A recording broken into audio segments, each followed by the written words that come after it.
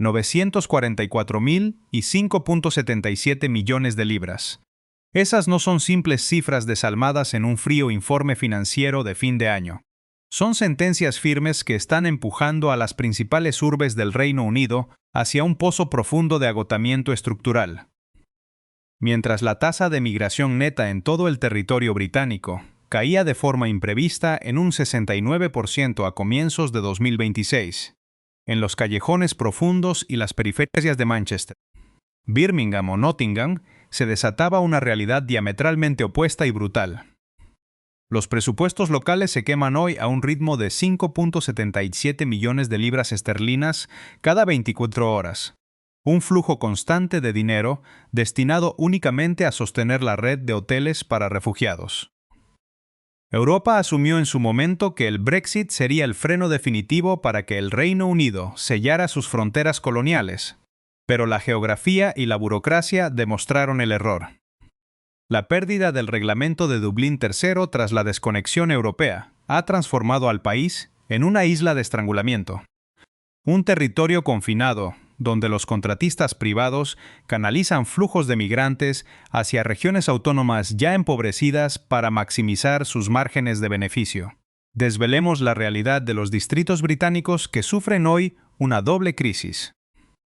La declaración de quiebras técnicas, mientras observan la parálisis irreversible de su infraestructura pública, bajo el peso de la mayor tensión migratoria de su historia reciente.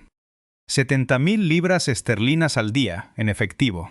No estamos hablando de los ingresos diarios de un centro comercial de lujo en el West End londinense, sino del dinero físico extraído directamente del presupuesto autogestionado local para sostener las instalaciones de refugio de emergencia. Si observamos el mapa de la capital, el distrito de Hillingdon se dibuja en una posición estratégica indispensable, albergando en su territorio el aeropuerto de Heathrow, una de las puertas de intercambio comercial más transitadas del planeta. En el pasado, este rincón suburbano fue el orgullo de una era industrial dorada. Hoy se ha convertido en el talón de Aquiles financiero del Gran Londres. Para finales de 2025, este distrito periférico acomodaba de manera directa a 2.481 solicitantes de asilo a corto plazo. Es un flujo asimétrico de capital que roza el absurdo. Los residentes de Hillingdon aportan 246 millones de libras al Fondo Común Nacional. Pero el sistema de distribución central de Whitehall solo devuelve unos exiguos 69 millones de libras para la reinversión en infraestructuras locales. Una ecuación matemática que cualquier ciudadano comprendería como una pérdida neta devastadora, pero que las mentes burocráticas del gobierno central siguen aprobando como un consenso razonable. ¿Cuál es la consecuencia directa de este desajuste? El mercado inmobiliario residencial se está distorsionando de forma implacable. El alquiler promedio en la zona se ha disparado hasta alcanzar las 1.423 libras mensuales, lo que representa un incremento del 12% en tan solo 12 meses, situándose 429 libras por encima de la media nacional en Inglaterra. Al mismo tiempo, más de 8.500 familias locales, ciudadanos que han pagado sus impuestos de manera regular durante generaciones, han sido desplazadas a una lista de espera indefinida para acceder a una vivienda social. El Fondo de Vivienda Municipal se ve obligado a priorizar los casos de emergencia que acaban de aterrizar en las terminales del aeropuerto. El impacto se extiende como un virus por el sector público. El sistema hospitalario de Hillingdon reporta una saturación severa, con un incremento del 45% en los tiempos de espera para cirugías y consultas no urgentes. Los ancianos del distrito ven cómo los servicios de transporte público se reducen y los centros de apoyo comunitario recortan sus horarios de apertura para compensar los déficits acumulados del ayuntamiento. La paciencia social tiene límites medibles. El Consejo de Hillingdon ha protagonizado una rebelión administrativa sin precedentes dentro de la política local británica al rechazar de forma oficial un paquete de financiación de 200 millones de libras destinado a vivienda social por parte del gobierno central. La razón del rechazo se encuentra en la letra pequeña del acuerdo. Esos fondos de Whitehall exigían normativamente al Consejo priorizar los derechos de residencia de los refugiados recién llegados sobre los ciudadanos británicos que llevaban años esperando en los registros municipales. El distrito ha preferido asumir la escasez financiera antes que desmantelar la equidad básica para sus contribuyentes habituales. Mediante la implementación de la estrategia de mitigación del impacto del alojamiento temporal, han prohibido estrictamente la conversión de hoteles comerciales en centros de detención o acogida migratoria. Comprenden que la asistencia humanitaria no puede edificarse sobre la privación del vecino. Inglaterra fue una vez el espejo de la supremacía de la ley y la justicia procedimental. Hoy, en sus nodos más prósperos, las grietas financieras revelan un colapso de la cohesión interna, sin embargo. El flujo de capital migratorio no se detiene en los desequilibrios presupuestarios de la periferia de Londres. Al cruzar las puertas de salida de la capital, el fenómeno migratorio se transforma con rapidez en una industria lucrativa, una auténtica mina de oro para los conglomerados privados instalados en el corazón de las Midlands, donde la segunda ciudad de Inglaterra acaba de declarar oficialmente su bancarrota técnica. Declaración de sección 114, una frase que describe el invierno financiero de una comunidad. Birmingham, la cuna histórica de la revolución industrial, el motor que en su día sostuvo la maquinaria de un imperio global con el sudor de generaciones de trabajadores, opera ahora bajo la parálisis de la insolvencia. La ciudad se ha quedado sin liquidez disponible. A pesar de esa tormenta fiscal, el municipio debía gestionar la carga de 2.755 refugiados censados a finales de 2025. ¿Cómo puede una administración sin fondos sostener el coste de miles de vidas desubicadas? La respuesta se encuentra en el capitalismo migratorio. Todo el ecosistema de gestión, cuidado y suministro de alojamiento en Birmingham ha sido transferido a corporaciones privadas como Serco, mediante contratos multimillonarios firmados directamente con el Ministerio del Interior. El déficit inicial de la ciudad, que ascendía a 56.89 millones de libras, se ha agravado debido a los costes indirectos derivados de la gestión del sinhogarismo y el mantenimiento del orden urbano. El modelo de negocio humanitario funciona con una lógica fría. Mientras las arcas municipales se vacían, las contratas privadas maximizan sus beneficios adquiriendo el uso de hoteles económicos a precios de saldo, concentrando a los internos en espacios reducidos y trasladando de vuelta a la autoridad local los costes de la gestión de residuos, el desgaste de las infraestructuras de saneamiento y la seguridad perimetral. La corporación retiene el beneficio neto. Las facturas se envían al contribuyente local. La consecuencia para los ciudadanos toma la forma de un recorte humillante. El ayuntamiento se vio obligado a elevar el impuesto municipal al nivel máximo permitido por la ley, mientras que, para ahorrar energía, se apagó el sistema de alumbrado público durante las noches en diversos barrios residenciales. Una red de bibliotecas locales, espacios que albergaban la memoria y el conocimiento de la clase obrera, fueron clausuradas de forma fulminante. Los servicios de atención a la dependencia para la tercera edad sufrieron recortes drásticos. El ciudadano paga más impuestos para recibir a cambio una ciudad más oscura, más sucia y desprovista de sus espacios culturales comunes. Cuando la presión interna supera la resistencia de los materiales, el resorte social estalla. El 17 de mayo de 2025, las tensiones acumuladas se tradujeron en una manifestación masiva en Victoria Square que derivó en disturbios urbanos, obligando a la policía de West Midlands a desplegar unidades especiales de intervención y generando cientos de miles de libras en costes de horas extras que devoraron los últimos fondos de contingencia de seguridad en este engranaje.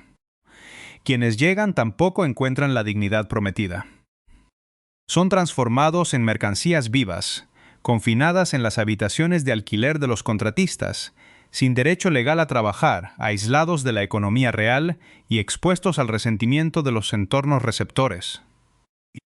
Los niños en edad escolar no encuentran plazas disponibles porque las aulas de Birmingham han superado el ratio máximo regulado. La infraestructura local del Servicio Nacional de Salud, NHS, registra picos de saturación en urgencias debido a las condiciones de habitabilidad degradadas en los macrocentros de alojamiento poco concentrado. Birmingham no está únicamente quebrada en sus balances bancarios, está mostrando signos de quiebra en su capacidad para sostener una estructura social integrada y predecible. Al extender el mapa geopolítico de Inglaterra sobre la mesa, emerge un patrón de desequilibrio territorial crónico. El viejo norte industrial, golpeado por décadas de reconversión, está absorbiendo el impacto de las políticas decididas en el próspero y aristocrático sur.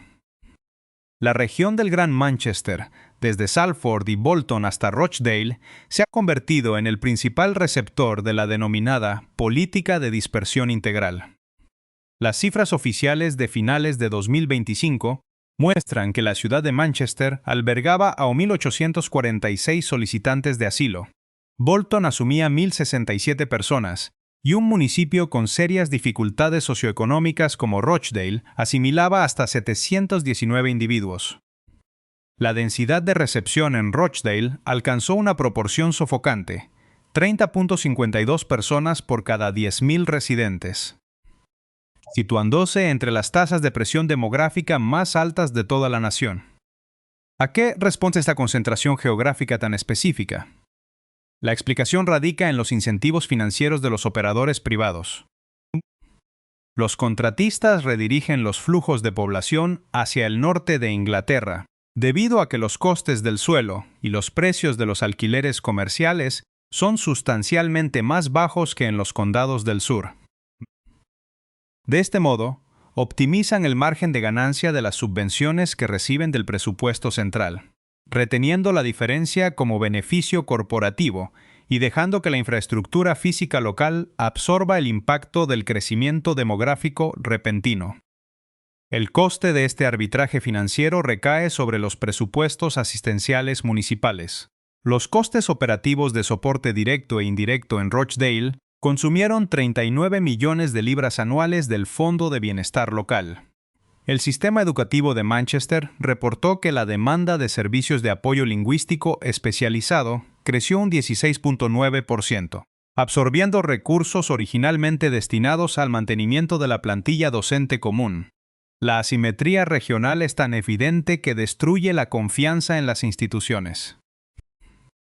Mientras los antiguos municipios fabriles del Gran Manchester asumen la densidad migratoria, distritos residenciales del sur como West Oxfordshire o Tunbridge Wells muestran tasas de aceptación que rozan el cero absoluto.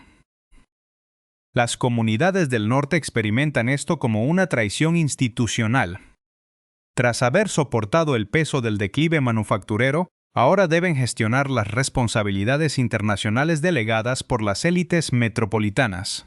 El Consejo Municipal de Rochdale formalizó su ruptura con el sistema al negarse a participar en el nuevo plan de dispersión voluntaria del Ministerio del Interior, exigiendo un mecanismo de distribución obligatoria basado en el Producto Interior Bruto de cada región y no en la disponibilidad de viviendas baratas.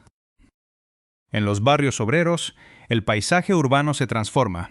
Los antiguos hostales de viajeros desaparecen para convertirse en recintos cerrados, con seguridad privada las 24 horas, mientras los servicios para veteranos y personas con discapacidad sufren ajustes para financiar las partidas de integración de emergencia.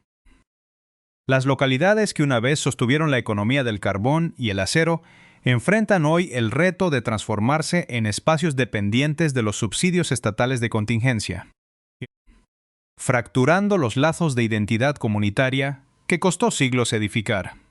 El colapso de estos sistemas plantea una interrogante fundamental sobre la viabilidad del modelo actual. ¿Estamos presenciando un desajuste administrativo temporal o el agotamiento definitivo del contrato social que mantenía unidas a las regiones británicas? La parálisis que hoy observamos en las arterias del Reino Unido no es un fenómeno espontáneo, sino el resultado de una demolición estructural planificada en los despachos de Whitehall. Para comprender cómo las grandes urbes británicas terminaron convertidas en un sumidero de recursos, es necesario levantar el velo de la retórica política y examinar el engranaje de una transición legal que alteró las reglas del juego global. El fin del Reglamento de Dublín III, tras la consumación del Brexit, privó a Westminster del mecanismo legal para devolver de manera automática a los solicitantes de asilo hacia el primer país de la Unión Europea en el que hubieran puesto un pie. Al desconectar este cable de alta tensión jurídica, las islas británicas se transformaron en un ecosistema estanco.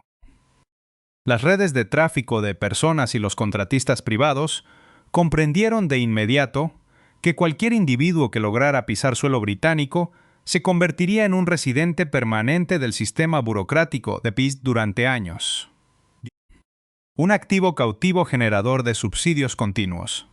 Este aislamiento legal coincidió con una mutación institucional profunda dentro de las fronteras nacionales, el nacimiento del capitalismo de asilo. Lo que originalmente se diseñó como un protocolo de asistencia humanitaria de emergencia ha sido completamente colonizado por corporaciones multinacionales que cotizan en la Bolsa de Londres, como Serco y G4S. Al amparo de contratos de externalización a largo plazo firmados con el Ministerio del Interior, estas entidades han asumido el control de la gestión de la crisis, operando con la lógica fría de una cadena de montaje industrial. Los datos de auditoría pública revelan un mecanismo perverso. El Estado central garantiza a estas corporaciones un pago fijo por cada individuo alojado, independientemente de la calidad del servicio o del impacto colateral en el entorno urbano. El contratista maximiza su rendimiento mediante una drástica compresión de costes, adquiere el derecho de uso de infraestructuras comerciales obsoletas o viviendas de bajo valor en zonas ya deprimidas. Concentra a los residentes por encima de los límites de densidad razonables y externaliza de manera sistemática los costes indirectos hacia los presupuestos de los ayuntamientos locales. Las consecuencias de este diseño institucional impactan con especial dureza en los sistemas sociales periféricos, destruyendo el tejido de ciudades que carecen de la elasticidad fiscal de la capital. Viajemos mentalmente hacia el norte, hasta la capital de Escocia. En Glasgow, que para finales de 2025 asumía la carga de 3.844 solicitantes de asilo, el colapso no se produjo por una falta de fondos inicial, sino por una colisión directa entre legislaciones contradictorias. En marzo de 2026 entró en vigor una directiva del Ministerio del Interior que redujo el periodo de transición administrativa de 56 a tan solo 42 días. Este es el tiempo estipulado para que un individuo, una vez reconocido oficialmente su estatus de refugiado, abandone el sistema de apoyo al asilo y se integre en la Red General de Seguridad Social. 42 días es un suspiro temporal en un mercado saturado. El resultado de esta aceleración burocrática ha sido devastador. El 76% de las personas que obtuvieron el estatus legal en Glasgow cayeron de inmediato en una situación de sinhogarismo técnico.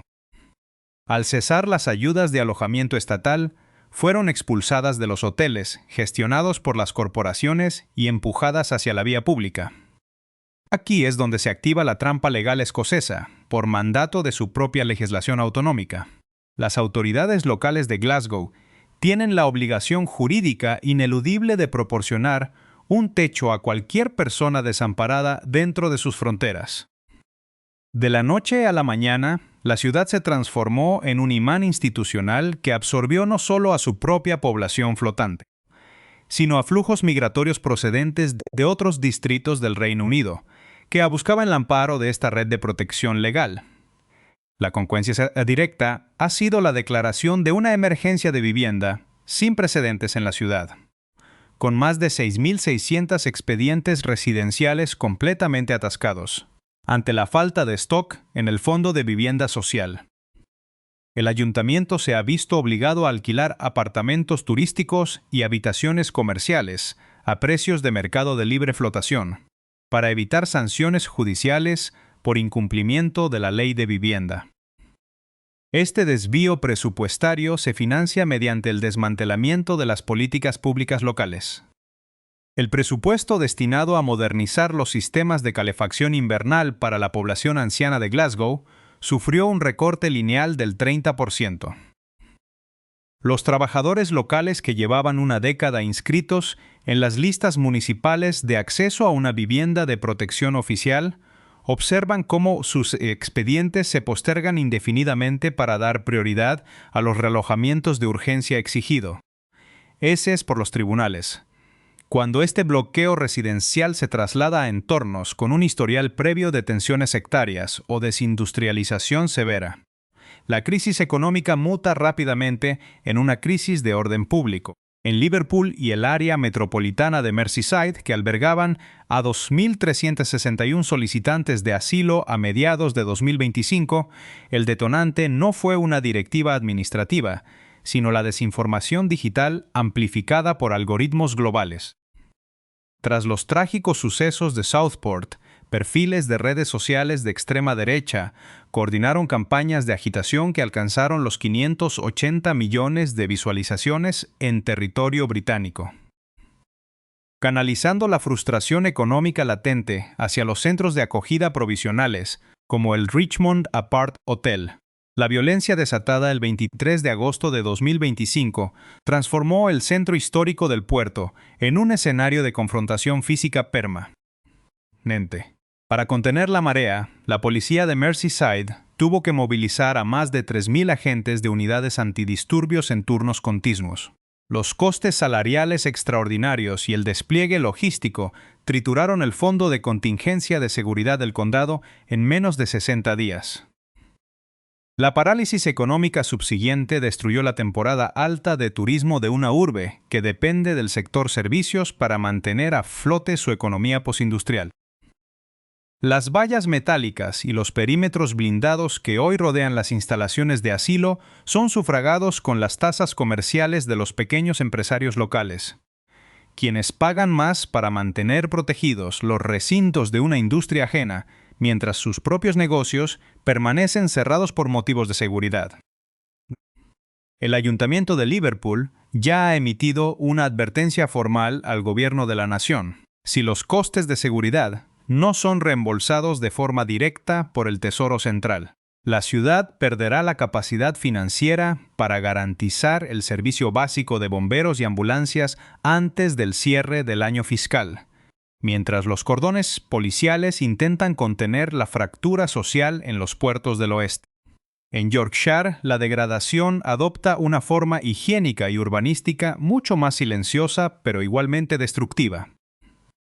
Bradford, una localidad que ostentaba con orgullo el título de Ciudad de Refugio desde el año 2009, se enfrenta a un agujero fiscal neto de 70 millones de libras, derivado exclusivamente de la gestión de la infraestructura residencial.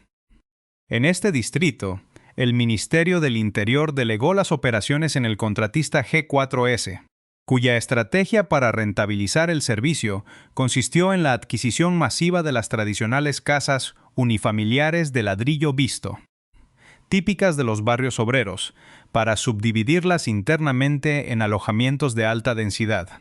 Conocidos bajo las siglas de HMO, la multiplicación controlada de estas viviendas multifamiliares en barrios victorianos colapsó.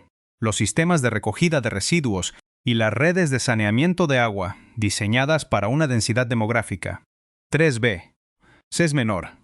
Los informes del Departamento de Salud Ambiental de Bradford describen condiciones de saturación extremas, plagas de roedores recurrentes, humedades estructurales persistentes causadas por el uso intensivo de instalaciones sanitarias improvisadas y fallos sistemáticos en los mecanismos de evacuación en caso de incendio. El entorno físico se degrada con rapidez. Los vertederos ilegales se extienden por los callejones traseros, provocando una depreciación inmediata del valor de los bienes inmuebles de las familias residentes que habitan las propiedades colindantes.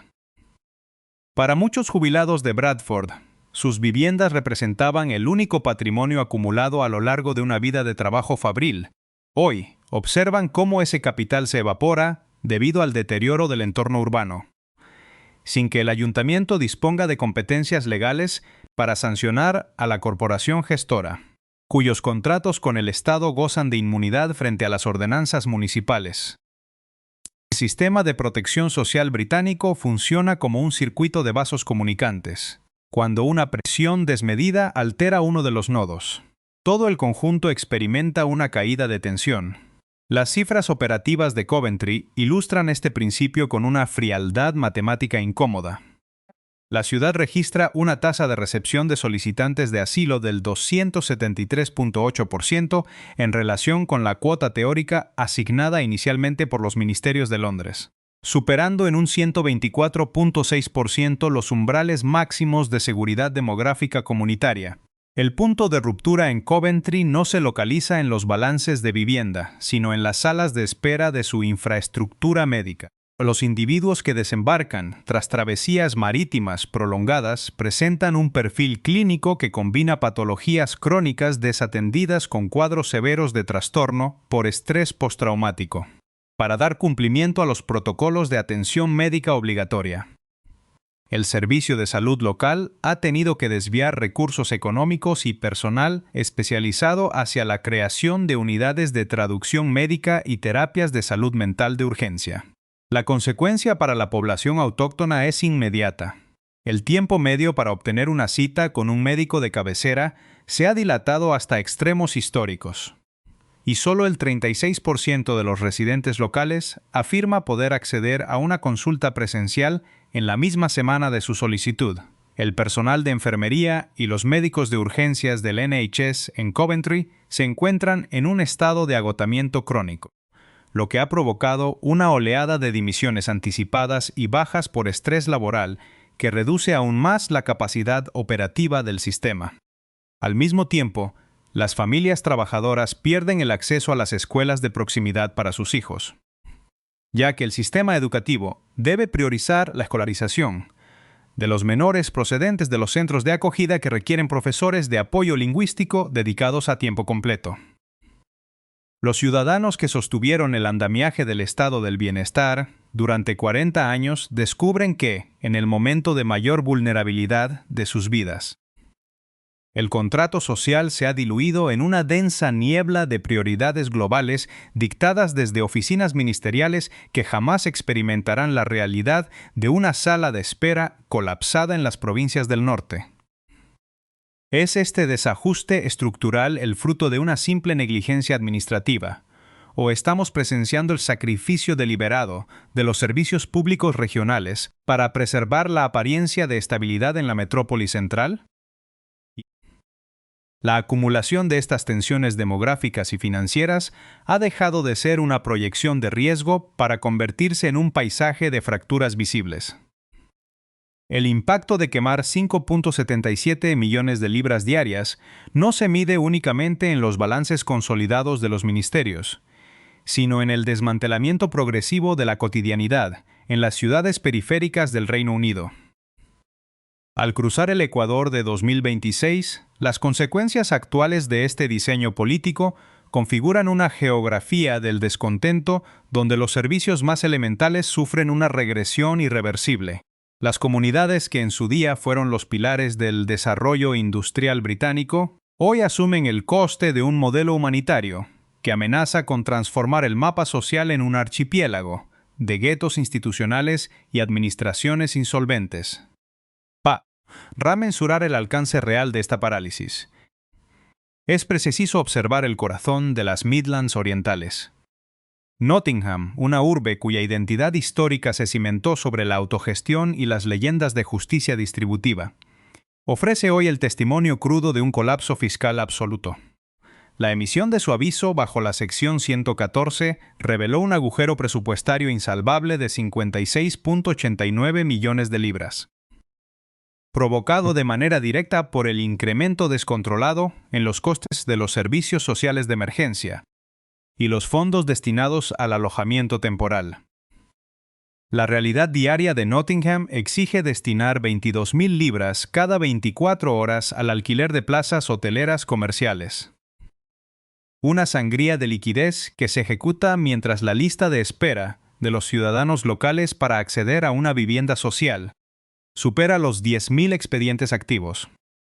Las consecuencias de este drenaje toman la forma de testimonios desprovistos de arti. Oficio. Margaret Evans, una residente de 74 años que habitó el distrito obrero de Wollaton durante toda su vida, describe la situación con una lucidez amarga.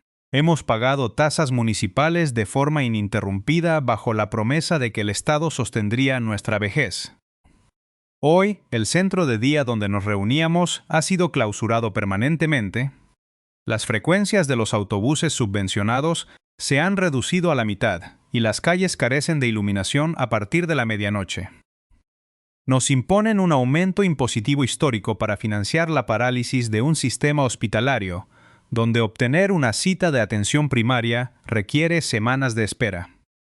Experimentamos una exclusión silenciosa dentro de nuestro propio territorio. El desvío de los fondos de prevención de sinhogarismo, cifrados en apenas 3.1 millones de libras por parte del Ejecutivo Central, resulta irrelevante frente al impacto real de la crisis, forzando al municipio a ejecutar los recortes más drásticos de su historia moderna en áreas como el mantenimiento de espacios verdes y la recogida de residuos urbanos. Al avanzar hacia las fronteras occidentales, el fenómeno migratorio colisiona con las complejidades de la geopolítica insular, activando antiguos fallos estructurales que se creían adormecidos. En Irlanda del Norte, la ciudad de Belfast registró para finales de 2025 un censo de 2.608 personas bajo el régimen de asistencia directa por asilo. La anomalía estadística en esta región es profunda.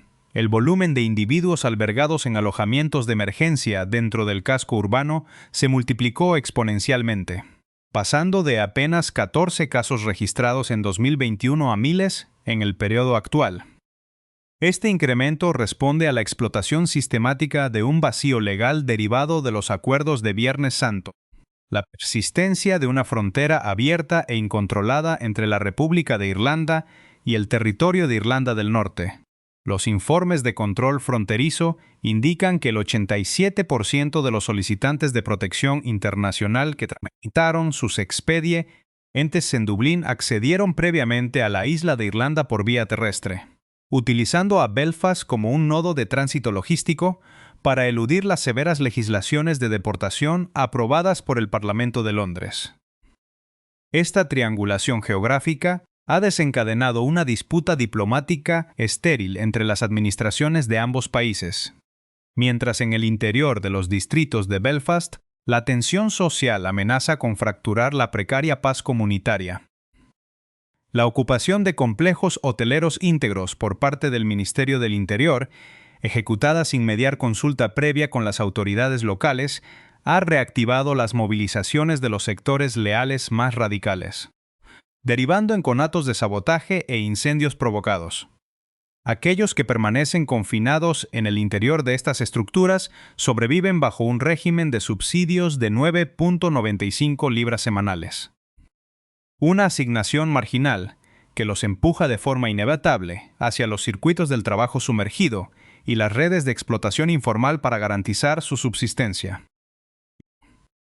El desmantelamiento de los mecanismos de Dublín III impide cualquier retorno organizado hacia suelo comunitario, transformando a Irlanda del Norte en un callejón sin salida legal, donde las antiguas barreras de separación sectaria amenazan con reactivarse bajo la presión de nuevas fricciones étnicas. El impacto de este modelo de gestión descentralizada y precariz se manifiesta con idéntica crudeza en el Principado de Gales. En su capital Cardiff, la concentración de 3.353 solicitantes de asilo desbordó la capacidad de absorción de unos servicios públicos, debilitados por años de austeridad presupuestaria. El punto crítico se alcanzó cuando el Ministerio del Interior decidió acelerar la interrupción de las ayudas financieras de contingencia de forma simultánea a la concesión de los permisos de residencia legales. Al obtener el estatus definitivo, miles de refugiados fueron desvinculados del sistema de alojamiento estatal sin disponer de ahorros para depósitos de alquiler, avales comerciales o competencias lingüísticas suficientes para incorporarse al mercado laboral formal, siendo empujados de inmediato al sinhogarismo en las calles del centro urbano. El colapso de la red asistencial galesa se refleja en la saturación de sus instituciones médicas. Aunque la tasa nominal de registro en el servicio de atención primaria se mantiene en el 94%, las encuestas de calidad revelan que únicamente el 36% de la población logra concertar una consulta médica presencial con rapidez. Mientras las listas de espera para tratamientos psiquiátricos especializados en trauma de guerra se encuentran totalmente colapsadas.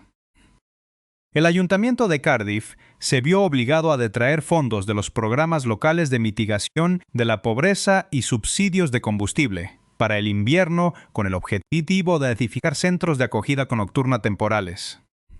Arwell Thomas, un antiguo trabajador portuario de Newport, resume el sentimiento de alienación que recorre los valles galeses. Nuestra comunidad posee una larga tradición de acogida y solidaridad. Pero la solidaridad requiere una infraestructura que la sostenga.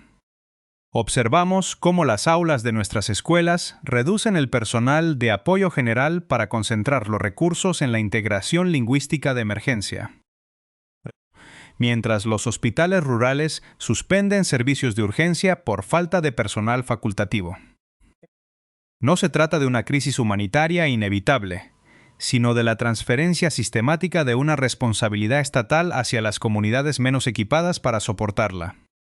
Ante este panorama de fragmentación, los escenarios futuros para las ciudades del Reino Unido se bifurcan en tres trayectorias posibles.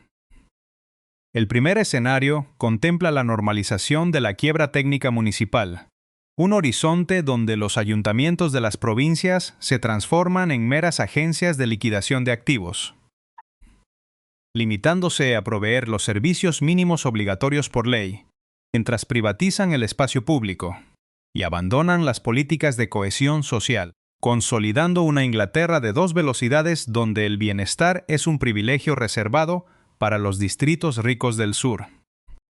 El segundo escenario apunta hacia una cronificación del conflicto civil urbano, caracterizado por la proliferación de zonas de exclusión mutua, huelgas fiscales encubiertas por parte de los contribuyentes locales y un auge de los movimientos políticos extremos que capitalizan el resentimiento de las clases trabajadoras abandonadas por la burocracia metropolitana.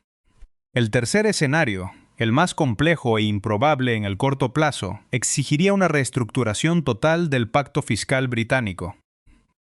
Un proceso que devuelva la autonomía financiera a las regiones mediante mecanismos de distribución basados en la capacidad de carga real de sus infraestructuras y no en el precio especulativo del suelo residencial. El declive de los distritos del Reino Unido ofrece una lección universal sobre la fragilidad de los sistemas sociales hipercomplejos.